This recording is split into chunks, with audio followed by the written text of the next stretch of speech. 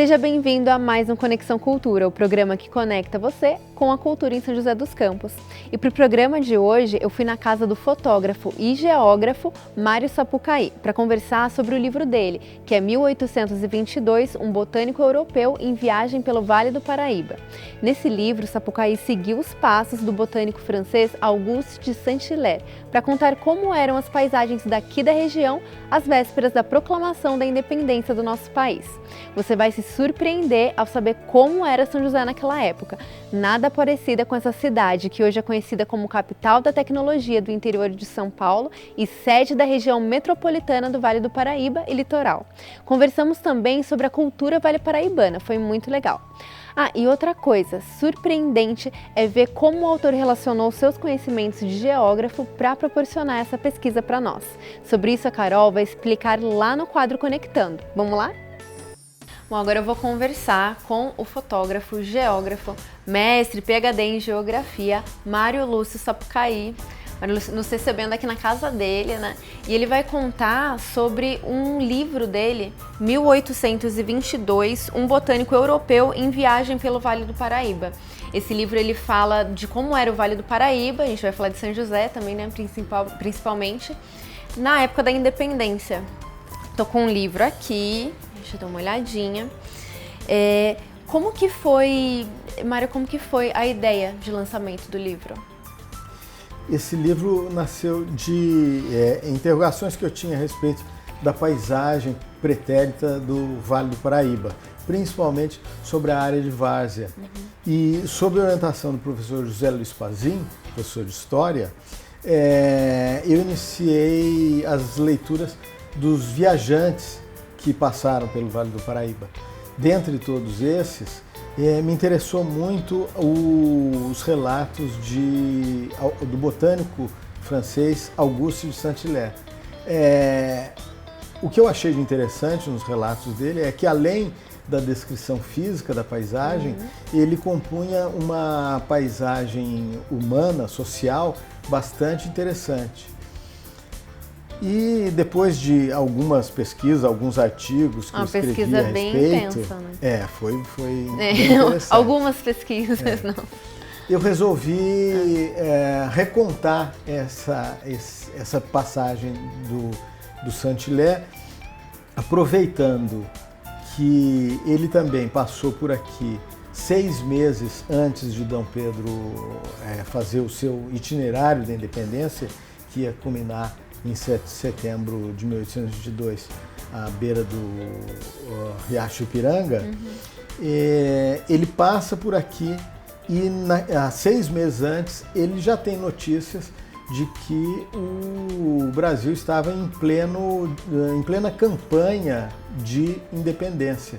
Ou até a gente pode dizer que 6 meses antes já era um país independente de Portugal, por vários atos praticados não só pelo que seria então imperador, não ainda imperador, mas que seria imperador Dom Pedro I, mas também por províncias, atos de províncias Brasil afora.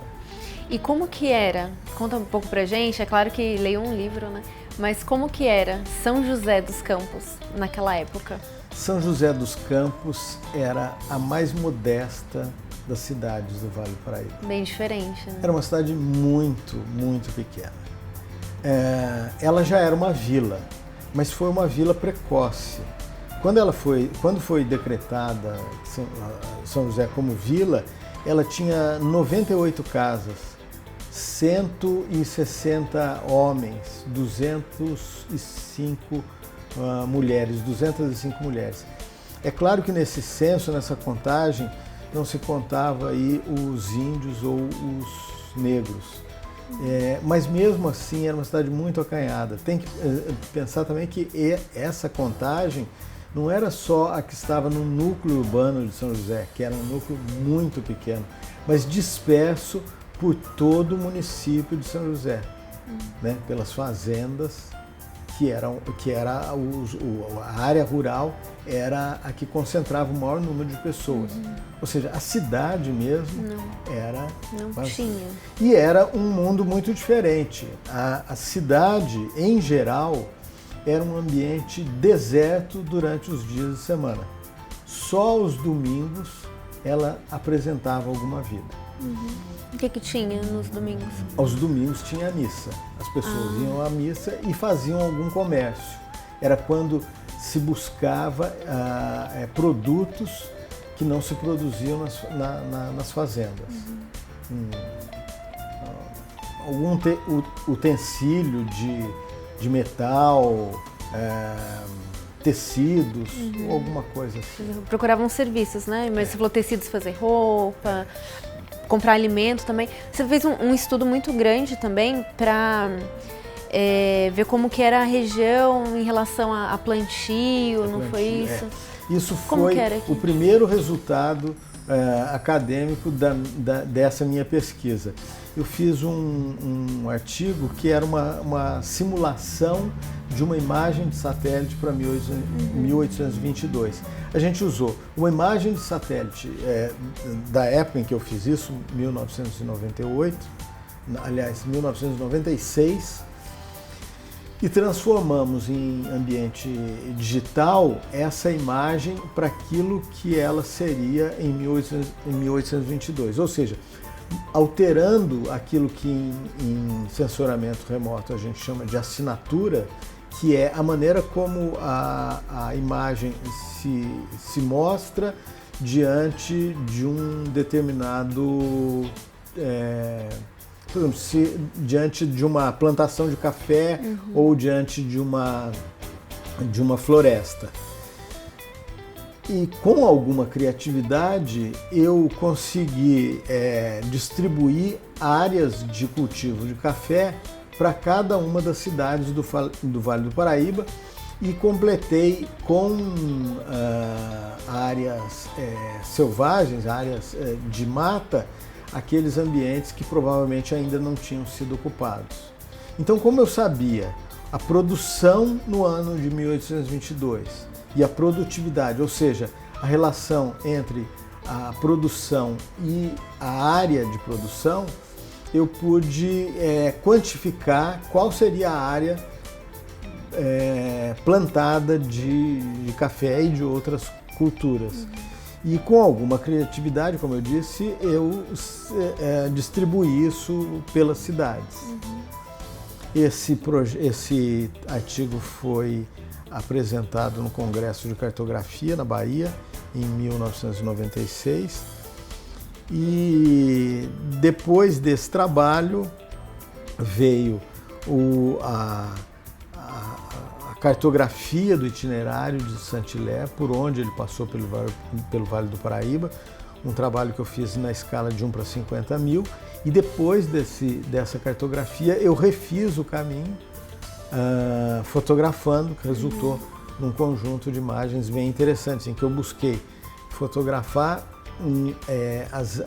os locais descritos por ele e alguns locais também desenhados por Thomas Ender, que foi o desenhista da missão austríaca, né, de von Martius, de 1816.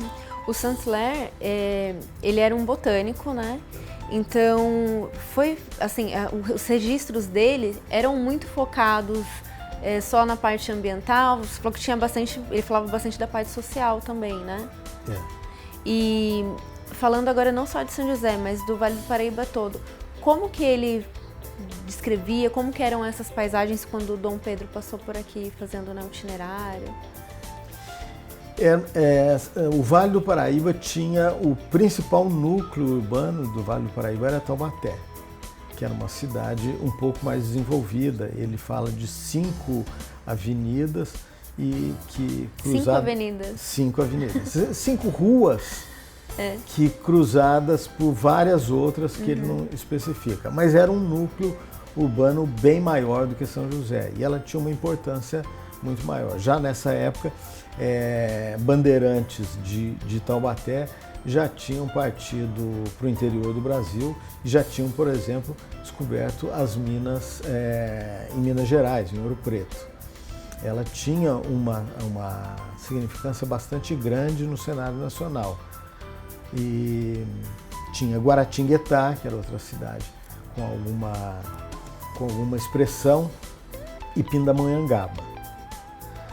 Ele passa pelo Porto da Cachoeira, que se transformou em Cachoeira Paulista. Ele passa pelo Campo de Inhamoça, que hoje é Roseira. Ele passou por Jacareí. Eu chamava Jacareí? E é interessante ver que ele, nessa viagem, ele vinha de Minas. E Minas era um lugar que apresentava aspectos urbanos mais consolidados do que aqui. Então ele falava do mineiro ser muito mais hospitaleiro. Ele observa que o mineiro tinha hábitos muito mais semelhantes ao que ele encontrava na Europa, guardadas suas...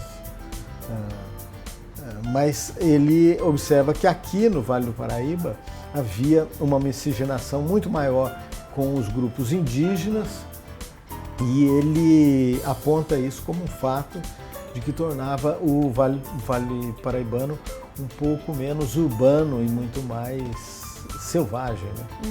Sim, isso. Ele já identifica o café bem instalado, né, em plena progressão aqui em 1822, já fazendo alguma riqueza, mas uma riqueza que ficava restrita a poucos. Então ele fala muito da miséria que vivia grande parte da população com que ele esbarrava. Ele até visitou uma ou outra fazenda onde ele encontrou aqueles que seriam os barões do café. Eu queria saber você, como fotógrafo, profissional, geógrafo, como você se sente sendo brasileiro? Essa é uma pergunta...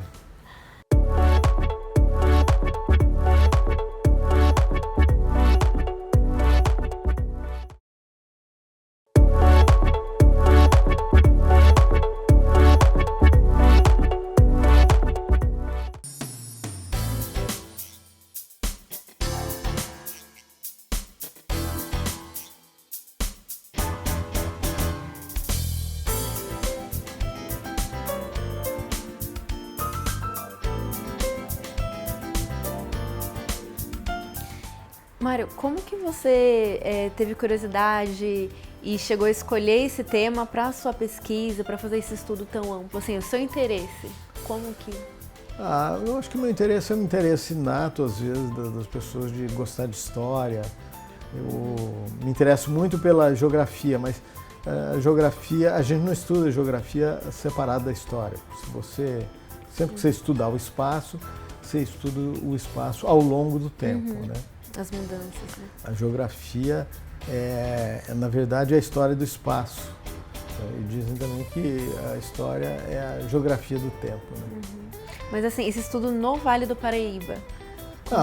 Porque eu vivo aqui, porque uma das paisagens mais interessantes que me motivou muita coisa na minha vida é estar sempre ao lado do banhado, é ver esse cenário maravilhoso da várzea do Paraíba, guarnecido pela mantiqueira, majestosa mantiqueira que acompanha a gente aqui aonde a gente vai, né? Eu queria saber você, como fotógrafo, profissional, geógrafo, como você se sente sendo brasileiro? Essa é uma pergunta até capciosa nos tempos de hoje. O Brasil é um país como poucos, né, de uma vastidão continental. É um país de uma pluralidade também como pouquíssimos países no mundo.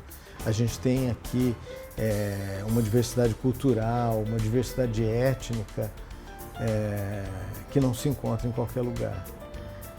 Ser brasileiro, portanto, é ter a capacidade de entender isso, de que você faz parte de uma civilização extremamente diversa. E a pluralidade, a diversidade tem sido atacada nos últimos tempos.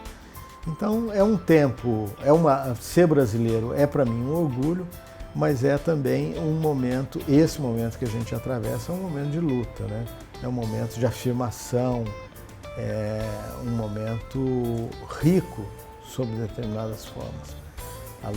A luta sempre faz a gente mais interessante. Era de se esperar, até hoje se discute isso, que a independência, que a separação de Portugal explodisse esse grande Brasil em vários países, o que não aconteceu. A gente conseguiu manter a unidade. E mais do que isso, foi ter mantido essa unidade ao longo desses 200 anos. Ela, nesse momento, não está sob ameaça, é uma coisa que é interessante, e eu acho que esse talvez seja um dos maiores valores do brasileiro, é de se entender como brasileiro, tanto um gaúcho, um nordestino e um manauense, que falam a mesma língua, mas se você colocar um na frente do outro, um argentino há de duvidar que eles façam parte do mesmo país, né? Que eles estejam falando a mesma língua. E manter essa unidade foi fantástico. O fato de que a gente conseguiu até hoje manter essa unidade é um valor nacional que deve ser comemorado. E eu acho que é esse o principal valor a ser comemorado agora, nesse bicentenário. De um país que está dividido, mas que não apresenta risco de divisão territorial. Ele está dividido em termos ideológicos, mas continua uma unidade territorial sem esse risco, né? Pensando nisso que você falou, assim, todos esses estados, todos nós somos brasileiros, pensando nisso ali menor, né, no Vale do Paraíba, entre as cidades. O Vale do Paraíba, ele também tem uma unidade, as cidades ali têm essa ligação? Tem uma unidade muito forte. O Vale do Paraíba tem uma unidade muito forte. A gente se entende como caipiras, a gente tem orgulho de ser caipira, a gente tem orgulho da nossa história e mesmo as querelas que a gente tem entre cidades vizinhas, comum a todas elas, né? São José, Jacareí. Faz piada de Jacareí, faz piada de Caçapava, Aparecida e Guará, a mesma coisa, Taubaté e Caçapava. Mas como irmãos, né? Mas como irmãos, sempre como irmãos. A gente não vê, a gente nunca vê isso de outra forma. E principalmente quando o Vale Paraibano está fora de seu domicílio, quando ele sai em viagem, quando ele vai a turismo, ele sempre fala da sua região com muito orgulho. E ali na época da independência, já tinha isso? Sim, sim, é possível ver isso, né? Havia um intercâmbio entre as cidades do Vale do Paraíba, um intercâmbio que era feito pelo Rio Paraíba, né? As mercadorias, elas cruzavam de cidade em cidade pelo Rio Paraíba. Por exemplo, Saint-Hilaire, quando chega em Guaratinguetá, ele vai até o porto. E no porto ele pergunta, o que vem aqui? Aí o cara fala, vem madeira de Mogi das Cruzes, vem café de não sei da onde, e fala sobre o comércio que era lá praticado. E era por quem circulava pelo Rio Paraíba, que era a principal artéria de transporte de mercadorias. Também os tropeiros faziam que era todo o caminho, então acabava levando ali cultura, né? Os tropeiros, eles faziam caminhos ainda maiores, não possíveis pelo rio, né? O que era possível você trazer pelo rio era muito mais fácil, não demandava tantos animais, tanta gente, uma pessoa só ou duas numa balsa levava uma quantidade considerável de mercadoria. Eu vou começar uma frase, eu queria que você repetisse esse pedacinho e completasse. O Brasil é um país que... Então, vou pedir para que você comece assim. O Brasil é um país que... Se quiser pensar um pouquinho. O Brasil é um país que precisa encontrar o seu caminho. Esse é um grande desafio para o Brasil. Essa pluralidade coloca a gente com uma diversidade muito grande de anseios. Mas para que a gente possa caminhar de forma uníssona, para que a gente possa caminhar junto, é preciso que a gente consiga, politicamente, estabelecer as nossas prioridades. Então, esses 200 anos a gente está vacilante. É um grande país com possibilidades como poucos outros. A gente podia estar numa situação muito melhor. Mas, enquanto a gente não definir algumas prioridades, e a meu ver, a prioridade é o social, enquanto a gente permitir que pessoas passem fome, a gente não vai a lugar algum. Levar esse sentimento de irmandade também para o próximo e melhorar quanto sociedade. O resto tudo se resolve, mas com parte da população fora do bolo da renda que a gente produz, a gente não vai longe. É preciso incluir todos. Obrigada. Vamos esperá-la.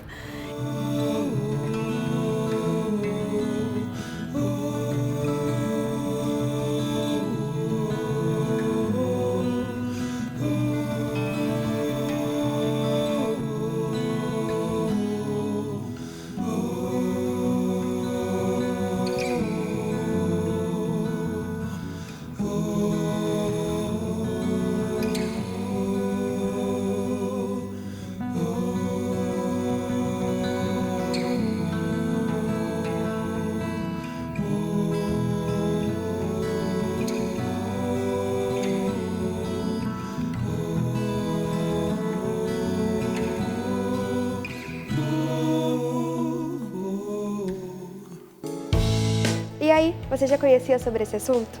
A cartografia é a ciência que se dedica à representação do espaço geográfico por meio do estudo, análise e confecção de cartas ou mapas.